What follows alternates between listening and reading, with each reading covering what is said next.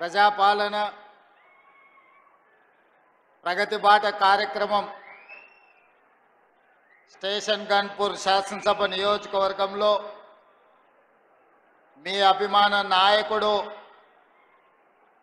మా సోదరుడు పెద్దలు కడియం శ్రీహరి గారి అధ్యక్షతన నిర్వహించి ఈ కార్యక్రమానికి నాతో పాటు ముఖ్య అతిథులుగా ఉమ్మడి వరంగల్ జిల్లా ఇన్ఛార్జ్ మంత్రివర్యులు పొంగులేటి శ్రీనివాసరెడ్డి గారు, అదేవిధంగా ఈ కార్యక్రమంలో సహచర మంత్రివర్గ సభ్యురాలు శ్రీమతి సీతక్క గారు, అదేవిధంగా సోదరీమణి మంత్రివర్గ సహచరులు శ్రీమతి కొండా సురేఖ గారు, అదేవిధంగా శాసన సభ్యులు రేవూరి ప్రకాష్ రెడ్డి గారు, అదేవిధంగా నాగరాజు గారు, నాయని రాజేందర్ రెడ్డి గారు, యశస్విని రెడ్డి గారు, గండ్ర సత్యనారాయణరావు గారు, అదేవిధంగా శాసన మండలి సభ్యులు పెద్దలు, అదేవిధంగా జిల్లా పార్టీ నాయకులు రామచంద్ర నాయక్ గారు, పార్లమెంట్ సభ్యులు బలరాం నాయక్ గారు, పార్లమెంట్ సభ్యులు సోదరిమణి మీ అభిమానంతో గెలిచి మీ ప్రాంత అభివృద్ధికి పాటుపడుతున్న డాక్టర్ కావ్య గారు, పార్లమెంట్ సభ్యులు చామల కిరణ్ రెడ్డి గారు, ఈ వేదిక మీద ఉన్న పెద్దలందరికీ, కాంగ్రెస్ పార్టీ నాయకులకు, ఉన్నతాధికారులకు, ప్రాణ సమానులైన ఈ కార్యక్రమానికి విచ్చేసిన మీకు అందరికీ మనస్ఫూర్తిగా అభినందనలు తెలియజేస్తున్నా. మిత్రులారా, ఈ కార్యక్రమం ఒక రాజకీయ పార్టీ రాజకీయాల కోసం ఏర్పాటు చేసిన కార్యక్రమం కాదు. ఈ కార్యక్రమం ఈరోజు వేలాది మంది ఇక్కడికి తరలి వచ్చింది. రేపో ఎల్లుండో జరగబోయే ఎన్నికల్లో ఓట్లు అడగడానికో ఓట్లు వేయడానికో ఈరోజు ఇక్కడికి రాలేదు. ఇక్కడికి మా ఆడబిడ్డలు వేలాదిగా తరలి వచ్చింది. స్టేషన్ గన్పూర్ అభివృద్ధిలో భాగంగా పెద్దలు కడియం శ్రీహరి గారు తీవ్రమైన కృషి చేసి ఈ ప్రభుత్వం మీద ఒత్తిడి తెచ్చి 800 కోట్ల రూపాయలతోని స్టేషన్ గన్పూర్ శాసనసభ నియోజకవర్గాన్ని అభివృద్ధి పదం వైపు నడిపించాలని పట్టుదలతోటి ఈరోజు 800 కోట్ల రూపాయల నిధులు మంజూరు చేయించి మిమ్మల్ని అందరినీ ఇక్కడికి ఆహ్వానించడం జరిగింది. మీరందరూ ఇక్కడికి వచ్చి అభివృద్ధి కార్యక్రమంలో భాగస్వాములై స్టేషన్ గన్పూర్ ఉమ్మడి వరంగల్ జిల్లాకే కాదు తెలంగాణ రాష్ట్రానికి అభివృద్ధి కార్యక్రమంలో ఆదర్శంగా నిలబడడానికి ఇక్కడికి విచ్చేసింది. మిత్రులారా, ఈరోజు ఈ ఓరుగల్లుకు ఒక గొప్ప చరిత్ర ఉన్నది. రాణి రుద్రమ నుంచి మొదలు పెడితే సమ్మక్క సారలమ్మ వరకు, ప్రతాప రుద్రుడిని మొదలు పెడితే ఇక్కడుండే గొప్ప గొప్ప నాయకులు ఈ ప్రాంతానికి నాయకత్వం వహించారు. ఒక కాళోజీ కావచ్చు, ఒక దశరథి గారు కావచ్చు, లేకపోతే ఈ ప్రాంతం నుంచి దొడ్డి కొమరయ్య గారు కావచ్చు, లేకపోతే సర్దారు సర్వాయి పాపన్న గౌడు కావచ్చు, దాశరథి కావచ్చు, పాల్కుర్తి సోమన్న గారు కావచ్చు. ఈ ప్రాంతం చైతన్యం కలిగిన ప్రాంతం. ఈ ప్రాంతం తెలంగాణ ఉద్యమంలో ప్రొఫెసర్ జయశంకర్ గారిని ఆదర్శంగా తీసుకొని అభివృద్ధి పదం వైపు తెలంగాణ ఉద్యమం వైపు నడిపించిన ప్రాంతం. ఈ ప్రాంతానికి ఒక చైతన్యం ఉన్నది. ఈ ప్రాంతానికి ఒక ప్రత్యేకత ఉన్నది. ఈ ప్రాంతం తెలంగాణ రాష్ట్రానికి ఆదర్శంగా నిలబడడమే కాదు, తెలంగాణ ప్రాంతానికి సమస్య వచ్చినప్పుడు నిటారుగా నిలబడి కొట్లాడే కాకతీయ యూనివర్సిటీ ఈ ప్రాంతానికి ప్రాతినిధ్యం వహిస్తున్నది. ఆనాటి తెలంగాణ ఉద్యమంలో ఉమ్మడి వరంగల్ జిల్లా కాకతీయ ఉస్మానియా యూనివర్సిటీలు ఆనాడు తెలంగాణ ఉద్యమంలో తెలంగాణ ప్రజలు 4 కోట్ల మంది తరఫున నిలబడి కొట్లాడి. అందుకే ఈ వరంగల్ అంటే నాకు ప్రత్యేకమైన అభిమానం. ప్రజా సమస్యల మీద స్పందించే నైజమే కాదు, ప్రజా సమస్యల కోసం ప్రాణ త్యాగాలు చేసిన ప్రాంతం వరంగల్ ప్రాంతం. అందుకే ఈ వరంగల్ అభివృద్ధి కోసం ఆనాడు పార్లమెంట్ ఎన్నికల సందర్భంగా కడియం కావ్య గారిని గెలిపించండి, మీ వరంగల్కు ఎయిర్పోర్ట్ తీసుకొస్తానని ఆ రోజు మాట చెప్పిన ఈనాడు ఈ వరంగల్కి ఎయిర్పోర్టును సాధించి మీ ముందు నిలబడ్డా. ఇదే కాదు, రైల్వే కోచ్ ఫ్యాక్టరీ కావచ్చు, లేకపోతే అండర్ గ్రౌండ్ డ్రైనేజ్ కావచ్చు, వరంగల్ ఔటర్ రింగ్ రోడ్ కావచ్చు, అభివృద్ధి పనుల కోసం కాళోజీ కళాక్షేత్రాన్ని పూర్తి చేస్తామని ఆనాడు చెప్పినాం. వరంగల్ ఔటర్ రింగ్ రోడ్డును నిర్మిస్తామని చెప్పినాం. ఇవాళ ఈ అన్ని కార్యక్రమాలను పూర్తి చేయడానికి వరంగల్ నగరానికి 6,500 కోట్ల రూపాయలు మంజూరు చేసి ఈ వరంగల్ నగరాన్ని హైదరాబాదు నగరంతో పోటీ పడే విధంగా వరంగల్ని అభివృద్ధి చేయాలని ఈరోజు మన ప్రభుత్వం ప్రయత్నం చేస్తున్నది. మిత్రులారా, ఇవాళ ఆలోచన చేయండి మీరందరూ. తెలంగాణ రాష్ట్రం వచ్చినప్పుడు ధనిక రాష్ట్రం. ఈ ధనిక రాష్ట్రాన్ని చంద్రశేఖరరావు గారి కుటుంబం చేతిలో పెడితే ఈరోజు అప్పుల ఊబిలో తెలంగాణ రాష్ట్రం కూరుకుపోయింది. ఆనాడు నెలకు 500 కోట్ల రూపాయలు అసలు మిత్తి కట్టే అప్పు ఉంటే ఈనాడు ప్రతి నెల అసలుకే 6,500 కోట్ల రూపాయలు ప్రతి నెల కట్టాల్సిన పరిస్థితి వచ్చింది. 10 ఏళ్లలో ఈరోజు దాదాపుగా 8 లక్షల కోట్ల రూపాయలు, 7 లక్షల కోట్ల రూపాయలు బ్యాంకుల్లో అప్పు తెస్తే 40,000 కోట్ల రూపాయలు కాంట్రాక్టర్లకు బకాయిలు పెట్టిండు. ఇవాళ సింగరేణికి బకాయిలు పెట్టిండు. విద్యుత్ శాఖ డిపార్ట్మెంట్కు ఉచిత కరెంటు పేరు మీద రైతులకు ఉచిత కరెంటు ఇచ్చినా అని విద్యుత్ శాఖకు బకాయిలు పెట్టిండు. నిన్నగాక మొన్న బ్యాంకుల్లో తెచ్చిన అప్పులే కాదు, ఆయన పెట్టిపోయిన బకాయిలను లెక్కేస్తే 8,29,000 కోట్ల రూపాయల లెక్క తేలింది. మిత్రులారా, ఈ 8,29,000 కోట్లలో మా నెత్తి మీద కత్తి పెట్టి ఈరోజు బ్యాంకులు వసూళ్లు చేస్తే అసలు మిత్తి 1,53,000 కోట్ల రూపాయలు ఈరోజు బ్యాంకులకు చెల్లించాల్సి వచ్చింది. నిన్న శాసనసభ సాక్షిగా ఈ వివరాలన్నీ నేను చెప్పిన. ఎందుకంటే ఈనాడు మీకు తెలవాలి మన ఆర్థిక పరిస్థితి ఎట్లుందో. మన ఆర్థిక పరిస్థితి తెలిసినప్పుడే మన భవిష్యత్తు ప్రణాళికలను మనం చేసుకోగలుగుతాం. మన భవిష్యత్తు ప్రణాళికలు, సంక్షేమ పథకాలు ఎట్లుండాలి, అభివృద్ధి పథకాలు ఏ విధంగా ముందుకు సాగాలనో మనం ఆలోచన చేసుకోగలుగుతాం. అందుకే మిత్రులారా, ఈరోజు మీ ముందు నిలబడి నేను మాట చెప్పదలుచుకున్నా. ఎన్నికల్లో ఇచ్చిన గ్యారంటీలలో ఆడబిడ్డలకు ఆర్టీసీలో ఉచిత బస్సు ప్రయాణం అని చెప్పినాం. 2 రోజుల్లోనే ఈనాడు 150 కోట్ల మంది ఆడబిడ్డలు ఉచిత బస్సు ప్రయాణం చేసినందుకు ఆర్టీసీకి 5,005 కోట్ల రూపాయలను ఈనాడు రాష్ట్ర ప్రభుత్వం అందించిన మాట వాస్తవం కాదా? ఈరోజు మా ఆడబిడ్డలు, మా అక్కల్ని అడుగుతున్న ఇక్కడ ఉన్న వాళ్ళను, అక్క ఎప్పుడైనా మీరు బస్సు ఎక్కితే ఎవరైనా అనా పైసైనా మిమ్మల్ని అడిగినరా అని నేను మా ఆడబిడ్డలు నేను అడగదలుచుకున్నా. ఆయల్ల మీరు అమ్మగారింటికి వెళ్ళాలన్నా, అమ్మవారిని దర్శించుకోవాలన్నా, యాదగిరి గుట్టకు పోవాలన్నా, భద్రాచలంలో రాముల వారిని దర్శించుకోవాలన్నా బస్సు పైసలు ఉండేటివి కావు. ఇంటి ఆయన ఇస్తే ఇచ్చినట్టు, లేకపోతే మీరు ఊరుకున్నట్టే ఉండే. కానీ ఇవాళ ఇంటి ఆయన బాయికాడికి పనికి పోతే మా అక్కలు ఆలయానికి పోయి దర్శనం చేసుకొని ఆయన వచ్చే లోపల మళ్ళీ ఇంటికి వచ్చేటట్టు ఈరోజు బస్సుల్లో ఉచిత ప్రయాణం ఇచ్చిన మాట వాస్తవం కాదా?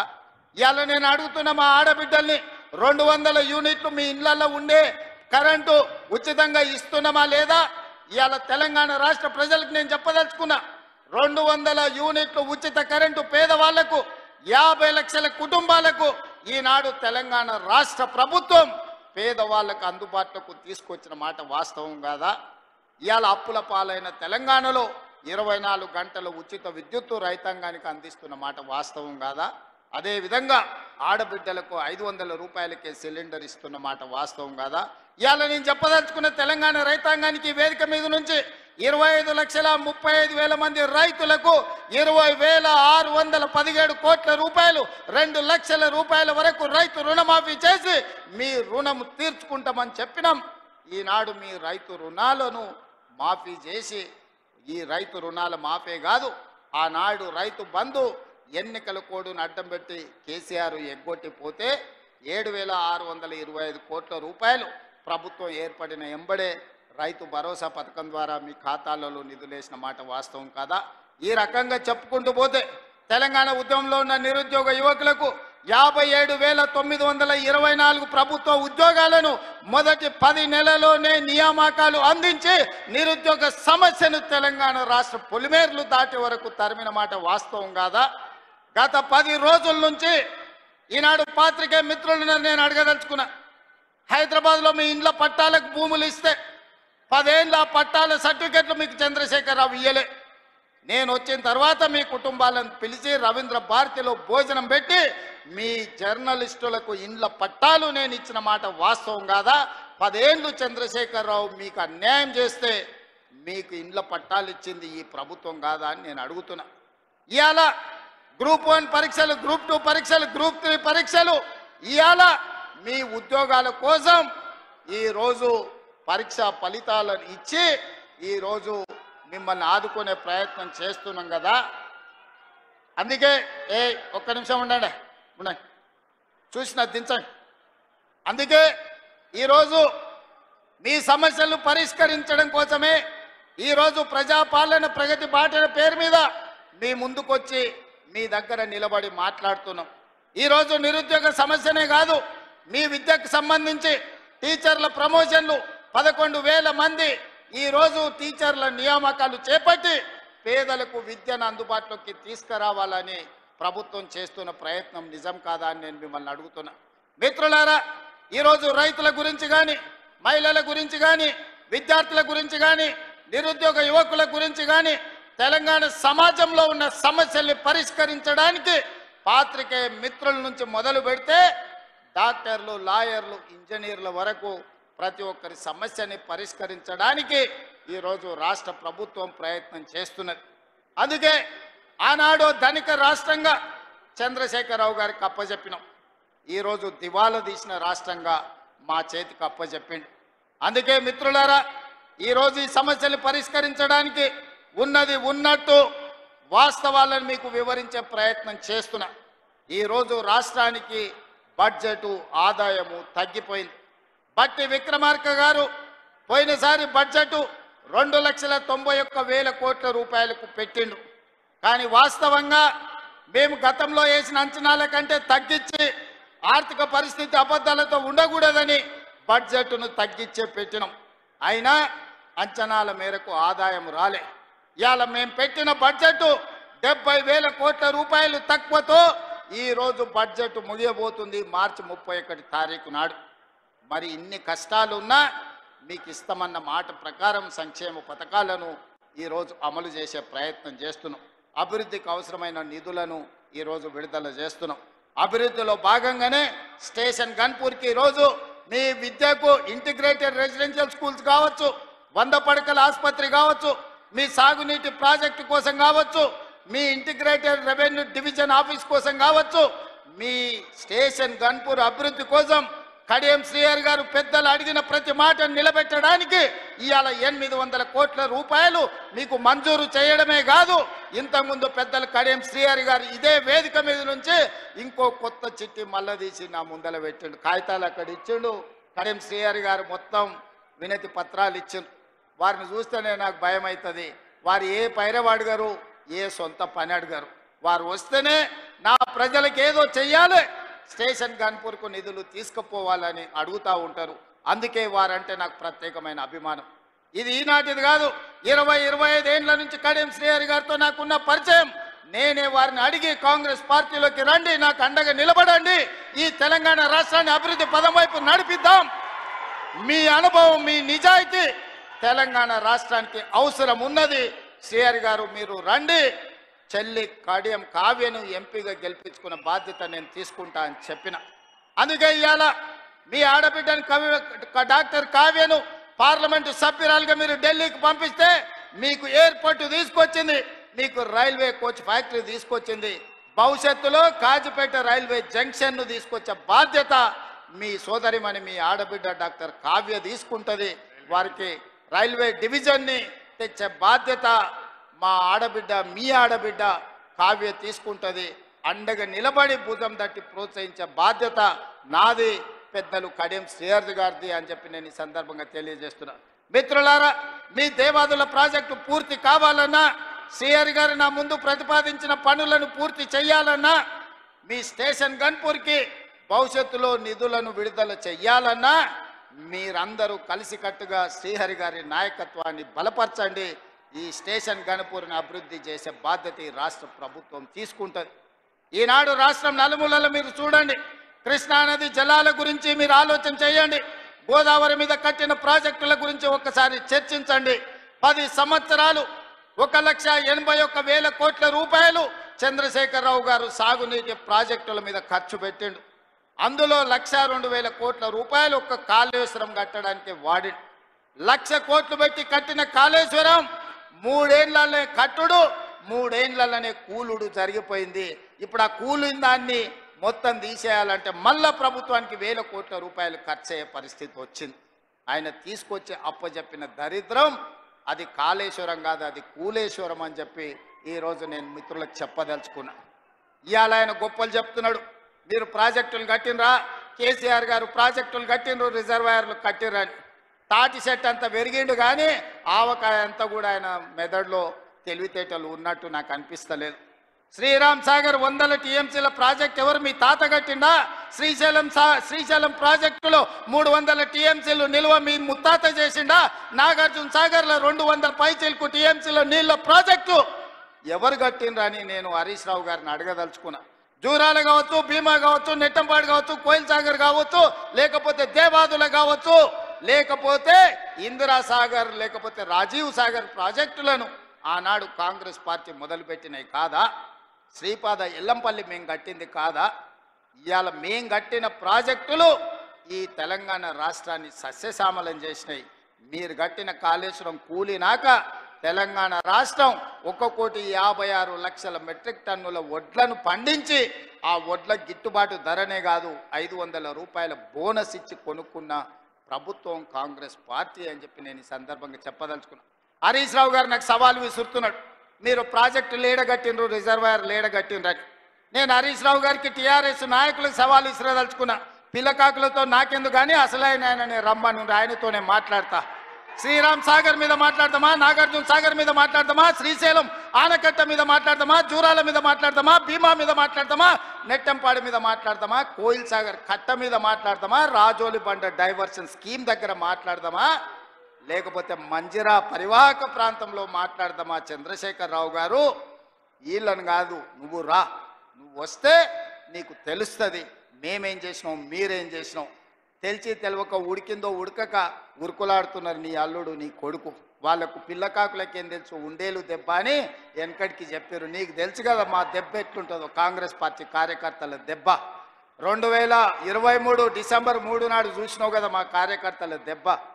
అందుకే ఇవాళ ఆయన మొహం జల్లక ఫామ్ హౌస్లో దాచుకొని ఇవాళ వీళ్ళను ఉసిగొల్పుతున్నాడు. ఏమన్నా అంటే పెద్ద మనిషిని అట్లా అంటారా అంట. పెద్ద మనిషిలాగా వ్యవహరించాలి కదా అని నేను అంటున్నాను. ఆయన అనుభవాన్ని తెలంగాణ కోసం వాడా? అధికారం పోతే బయటికి రాడా? బయటికి రానప్పుడు ప్రతిపక్ష హోదా ఎందుకు? 58 లక్షల జీతం ఎందుకు?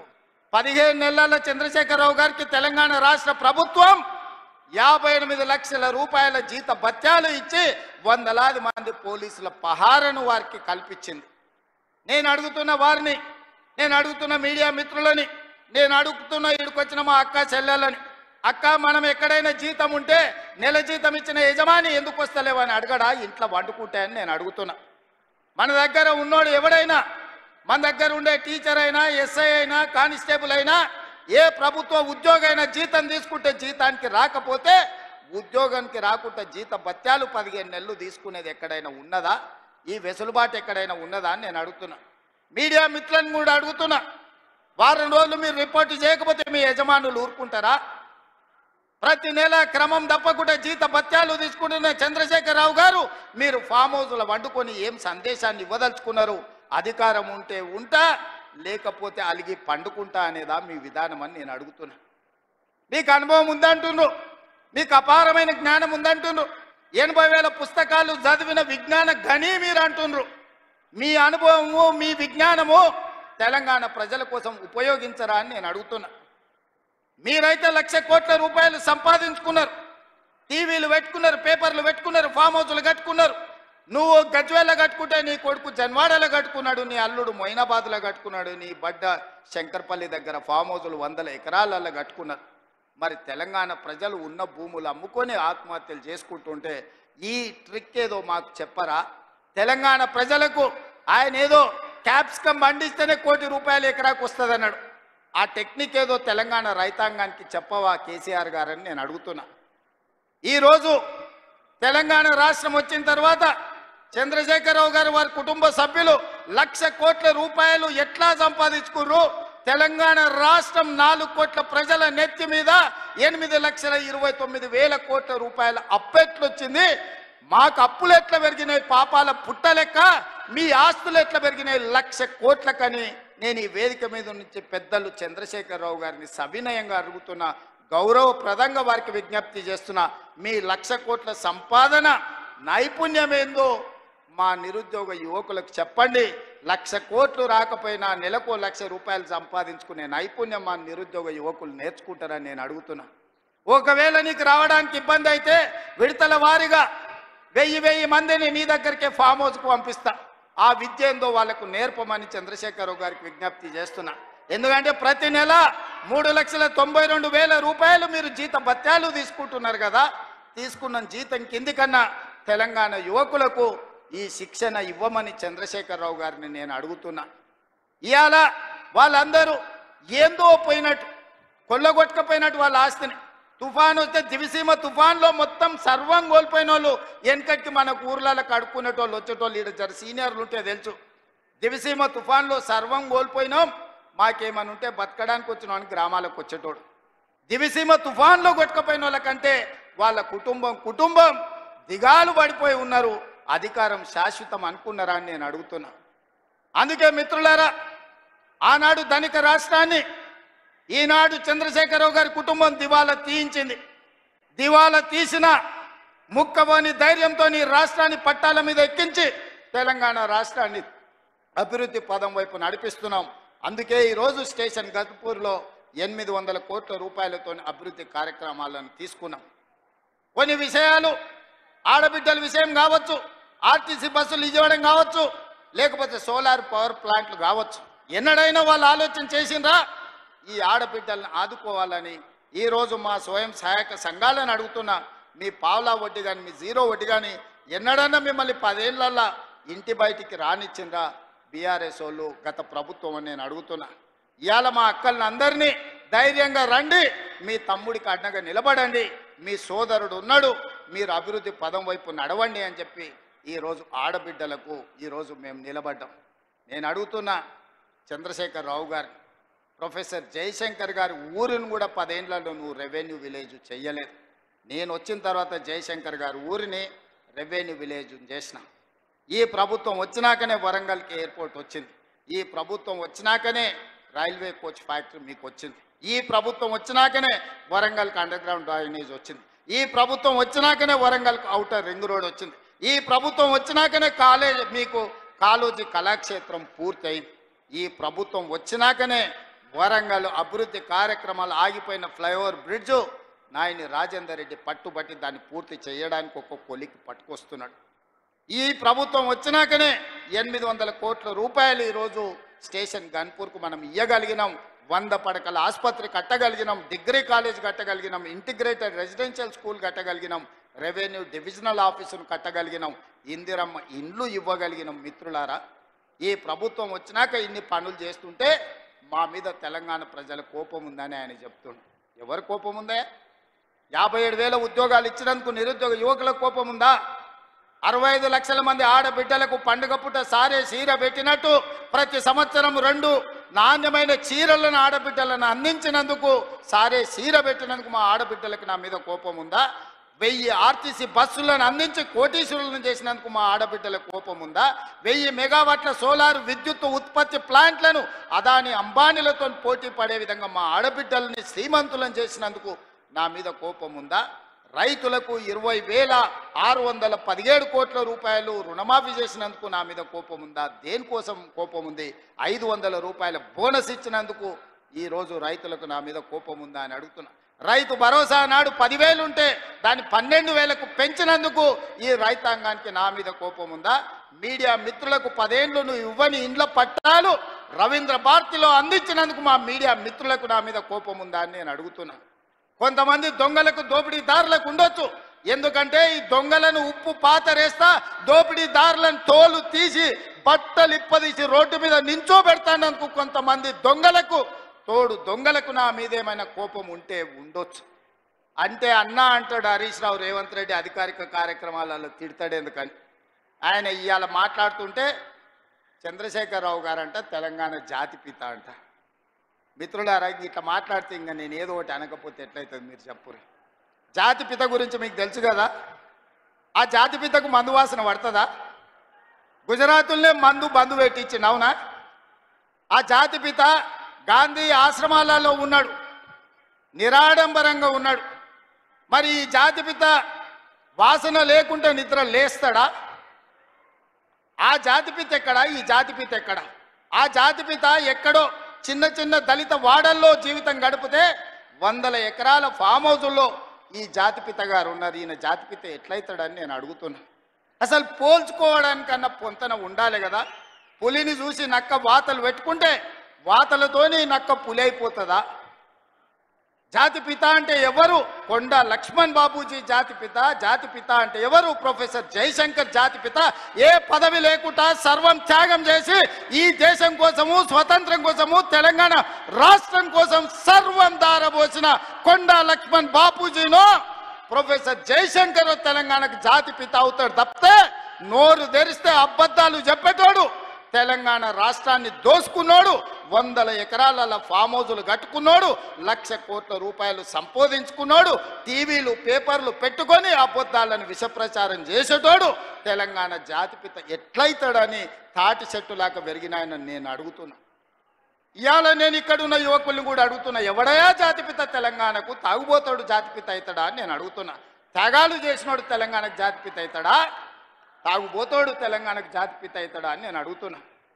ఒక జయశంకర్, ఒక కొండా లక్ష్మణ్ బాబుజీ తెలంగాణ జాతిపితలు అవుతారు తప్పితే తెలంగాణను జలగల్లాక పట్టి పీడించుకున్నవాడు, తెలంగాణ ప్రజల రక్తం దాగినోడు ఎవడు జాతిపిత కాడు. ప్రొఫెసర్ జయశంకర్ గారు ఊరిని రెవెన్యూ విలేజ్ చేయకుండా అవమానించిన చరిత్ర మీదైతే ఆ రెవెన్యూ విలేజ్ చేసిన చరిత్ర మాది. కాళోజీ కళాక్షేత్రాన్ని పూర్తి చేసిన చరిత్ర మీదైతే 10 ఏళ్ళు పడవ పెట్టిన చరిత్ర మీది. అందుకే మిత్రులారా, ఈరోజు తెలంగాణ సమాజం అంతా ఆలోచన చేయాలి. ఆనాడు తెలంగాణ ఉద్యమం చేసినాను, ఉద్యమంలో ముందు భాగాన నిలబడ్డాను. ఒక్కసారి కాదు 2 సార్లు తెలంగాణ రాష్ట్రానికి ముఖ్యమంత్రిగా చేసి 10 ఏళ్లలో దాదాపుగా నేను అసెంబ్లీలో మళ్ళీ లెక్కలు చెప్తా. 20 లక్షల కోట్లు చంద్రశేఖరరావు గారి చేతిలోకి వచ్చినాయి. ఈ 20 లక్షల కోట్లు ఎక్కడికి పోయినాయని నేను అడుగుతున్నా. ఇవాళ నేను చెప్పదలుచుకున్న, చంద్రశేఖరరావు గారు చేసిన అప్పుల కోసం నేను కట్టింది 1,53,000 కోట్లు బ్యాంకులకు అసలు మిత్తి పేరు మీద నేను కట్టిన. నిజంగానే ఈ 15 నెలల ఈ 1,53,000 కోట్ల రూపాయలు నా చేతుల్లోనే ఉంటే మా పొంగులేటి శ్రీనివాసరెడ్డి గారికి చెప్పి 30 లక్షల ఇండ్లు, ఇందిరమ్మ ఇండ్లు పేదోళ్ళందరికీ తెలంగాణ రాష్ట్రంలో అందరికీ ఇండ్లు కట్టించుండేవాడిని. ఇవాళ నా దగ్గర ఇండ్లు లేని పేదల లెక్క 25 లక్షలే ఉంది. ఒక్క సంవత్సరం చంద్రశేఖరరావు గారు చేసిన అప్పులకు తప్పులకు నేను కట్టిన పాయమాల్ 1,53,000 కోట్లు. ఈ 15 నెలల ఈ 1,53,000 కోట్లు నా దగ్గరనే ఉంటే 30 లక్షల పేదోళ్లకు 5 లక్షల లెక్కన ఇందిరమ్మ ఇల్లు కట్టించి రాష్ట్రంలో ఇల్లు లేని పేదోళ్ళు లేకుండా 100% పేదలకు ఇల్లు కట్టించటోని. ఇదే కాదు, 75 లక్షల మంది రైతులకు 2 లక్షల రూపాయల రుణమాఫీ చేసి ఉండేటోని. ఒక్క సంవత్సరమే చంద్రశేఖరరావు చేసిన పాపాలకు నేను కట్టిన పాయమాల్ 1,53,000 కోట్లు. ఇది పాపాల పుట్టలాగా పెరిగిపోతుంది. ఆలోచన చేయండి మిత్రులారా. పాపాల బైరోడు రాష్ట్రాన్ని మొత్తాన్ని కొల్లగొట్టేసి ఈరోజు పోయి ఫామ్ హౌస్లో రెస్ట్ తీసుకుంటూ వాళ్ళ వంది మాగదలను పంపించి మమ్మల్ని తిట్టిస్తున్నారు. ఇది ఈరోజు తెలంగాణ రాష్ట్రంలో ఉన్న పరిస్థితి. అందుకే మా ఆడబిడ్డల నుంచి మా నిరుద్యోగ యువకుల వరకు, మా రైతుల నుంచి మా కార్మికుల వరకు నేను ఒక్క మాట చెప్పదలుచుకున్నా. ఖచ్చితంగా ఈ రాష్ట్రాన్ని అభివృద్ధి పదం వైపు నడిపించే బాధ్యత మాది. తెలంగాణ రాష్ట్రంలో జరుగుతున్న తప్పులను ఉన్నట్టుగా మీకు వివరిస్తా. లేని అబద్ధాలను నేను చెప్పను. లేని ఆదాయాన్ని అరచేతిలో వైకుంఠం చూపించను. అరచేతిలో బెల్లం పెట్టి మోచేతి నాకండి అనే అబద్ధాలు నేను చెప్పను. ఉన్న లెక్కలన్నీ అసెంబ్లీలో చెప్తా. రాష్ట్రానికి వస్తున్న ఆదాయం ఎంత, ఆ ఆదాయాన్ని ఎలా సంక్షేమానికి అభివృద్ధికి వాడాలో మీ సూచనలు తీసుకొని ముందుకు వెళ్తా. ఇలా కష్టం వచ్చినప్పుడు మీతో కాకపోతే ఎవరితో చెప్పుకుంటామని నేను అడుగుతున్నా. ఇలా తెలంగాణ రాష్ట్రం అప్పుల ఊబిలో కూరుకుపోయింది. ఆయన గారు చేసిన అప్పులకు 88,000 కోట్ల అస్సలు కట్టినా, 64,000 కోట్ల మిత్తి కట్టినా, 1,53,000 కోట్లు 15 నెలల్లో కట్టాల్సిన పరిస్థితి వచ్చిందంటే ఎంత దారుణమైన పరిస్థితి తెలంగాణ రాష్ట్రం ఉందో మీరు ఆలోచన చేయండి. తండ్రి కొడుకులు అంటారు అప్పులుంటే బయటకు చెప్తారా, మళ్ళీ అప్పు ఎట్లా పుడుతుందని. నేను మళ్ళీ అప్పులు చేయదలుచుకోలే, పప్పు కూడు వండదలుచుకోలే. అప్పు చేసిన పప్పు కూడు ఎప్పటికైనా మనకు ముప్పే అని, అప్పు మనకు ముప్పు అని నేను స్పష్టంగా నిర్ణయించుకున్నా.